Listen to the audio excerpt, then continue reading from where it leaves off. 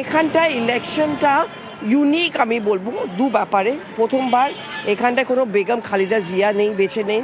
ওনার ছেলে তারিক আনওয়ার জিয়া, উনি একটা চেষ্টা করছেন কি পলিটিক্যাল সার্ভাইভার আর লঞ্চ প্যাড হওয়ার। দ্বিতীয় কথা হচ্ছে কি প্রথমবার আওয়ামী লীগ এবার নেই। একটাও পোস্টার আপনি আওয়ামী লীগের দেখবেন না, একটাও ছবি আপনি শেখ হাসিনার দেখবেন না। কেন? আওয়ামী লীগকে ব্যান করা হয়েছে।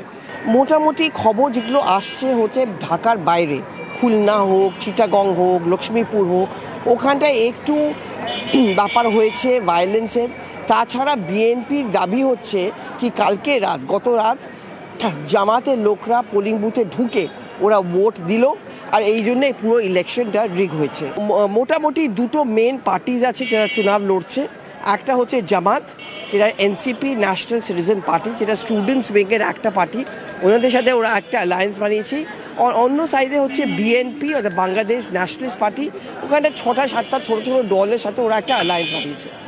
জামাতকে নিয়ে একটা চিন্তা হয় যে ওরা হয়তো র্যাডিক্যাল, ওরা একটু সারিয়া যদি ইমপ্লিমেন্ট করে মহিলাদের চান্স পাবো না। বিএনপি চেষ্টা করছে কি নিজেকে একটা রিফর্ম ওরিয়েন্টেড প্রোগ্রেসিভ।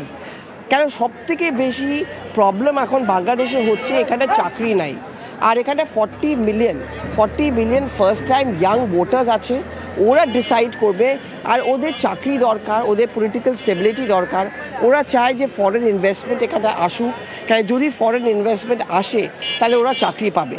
এই মুহূর্তে এই দুটো ইস্যু নিয়ে এখানটায় নির্বাচনটা হচ্ছে।